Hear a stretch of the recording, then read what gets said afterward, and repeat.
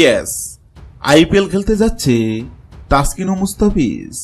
মুস্তাফিজ খেলবে শাহরুখের কলকাতায়, তাসকিন কোথায় জানতে হলে পুরো ভিডিওটি দেখুন।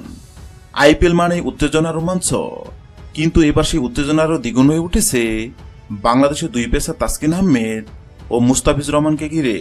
আইপিএল এর নতুন মৌসুমকে সামনে রেখে এই দুই তারকা ক্রিকেটারের বিষয়ে সিদ্ধান্ত নিতে দুটানায় আছে Bangladesh cricket board BCB.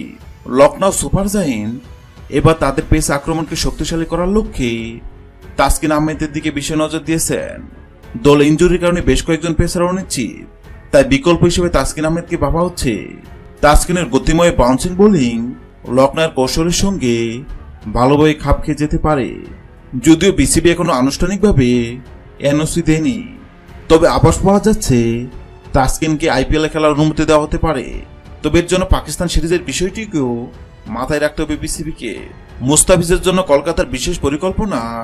Mustafizur রহমানের কাটার ও স্লোয়ার বৈচিত্র্য বরাবরই আইপিএল এর দলগুলোকে মুগ্ধ করে, আর কলকাতা নাইট রাইডার্স বরাবরই তাকে দলে ফেরানোর ব্যাপারে আগ্রহী। ইডেন গার্ডেনে উইকেটের চরিত্র বিবেচনায় মুস্তাফিজকে নিয়ে বিশেষ পরিকল্পনা করছে কেকেআর। তবে প্রশ্ন রয়ে গেছে এনওসি পাওয়ার বিষয়ে। কেকেআর পুরো মৌসুমের জন্য মুস্তাফিজুর রহমানকে দলে চায়। যদি বিসিবি শুধুমাত্র নির্দিষ্ট সময়ের জন্য তাকে ছাড়পত্র দেয়, তাহলে কেকেআর হয়তো অন্য কাউকে দলে বেছে নিতে পারে। বাংলাদেশ ক্রিকেট বোর্ড বর্তমানে বেশ কঠিন পরিস্থিতির মুখোমুখি দাঁড়িয়ে আছে। এদিকে পাকিস্তানের বিপক্ষে সিরিজের কথা বিবেচনা করতে হচ্ছে, যেখানে শক্তিশালী পেস আক্রমণ দরকার।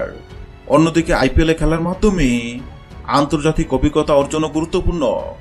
হ্যালো বন্ধুরা, আইপিএল 2025-এ মুস্তাফিজ ও তাসকিনকে আপনারা কোন দলে দেখতে চান অবশ্যই কমেন্ট করে জানাবেন। ভিডিওটি ভালো লাগলে লাইক দিবেন এবং সাবস্ক্রাইব আমাদের চ্যানেলের সঙ্গে থাকবেন। ভিডিওটি দেখার জন্য আপনাকে অসংখ্য ধন্যবাদ।